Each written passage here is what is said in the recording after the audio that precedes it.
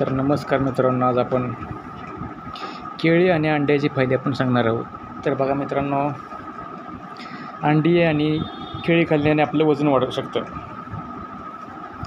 आणि केळीपासून, कच्च्या केळीपासून चिप्स पण तयार केले जाते मित्रांनो, बघू शकता तुम्ही. आणि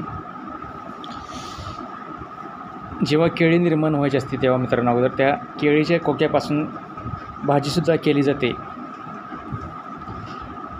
आणि जे आपण केळी खातो, केळी खाऊन झाल्यानंतर ते जी साल असते त्या सालीपासून आपल्याला भाजीसुद्धा बनवता येते मित्रांनो. बघा, इकडे लक्ष द्या.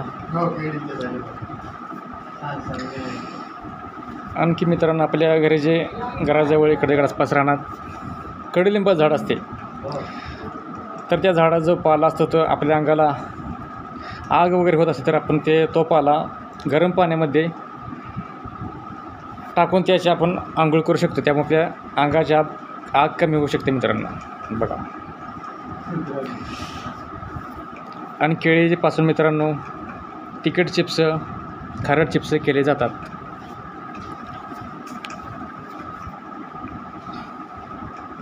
आणि मित्रांनो, आपल्या घरी जो कढीपत्ता असतो, कढीपत्त्याचं झाड असतं, त्यापासून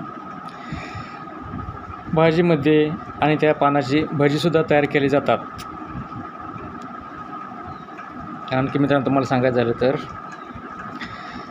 आपल्या आसपास जे हुंबराचं झाड असते, त्या हुंबराच्या झाडाला अशी टुंबरी लागली असेल लहान लहान असे वगैरे, त्या हुंबरासुद्धा आपण भाजी करू शकतो. भाजी अशी सुंदर वगैरे, शेंगदाण्याचं कूट वगैरे त्यात घालून बारीक असा करून सुंदर अशी भाजी आपल्याला तयार होते.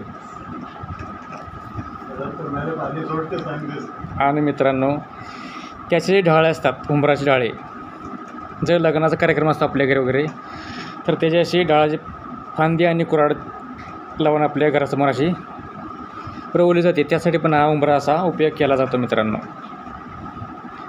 आणि हुंबर हे मित्रांनो दत्ताचं प्रतीक आहे. दत्त दिगंबर श्रीपाद वल्लभ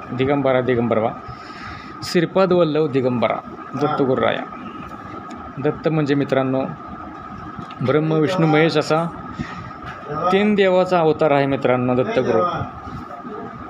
आणखी मित्रांनो, तुम्हाला सांगायचं झालं तर माझा व्हिडिओ तुम्हाला आवडल्यास आणि चॅनलवर तुम्ही नवीन असल्यास आपल्या व्हिडिओला लाईक करा, शेअर करा आणि सबस्क्राईब करा मित्रांनो. मी आपला संदीप चव्हाण, पालुस महाराष्ट्र, आनंदवन. राम राम, नमस्कार.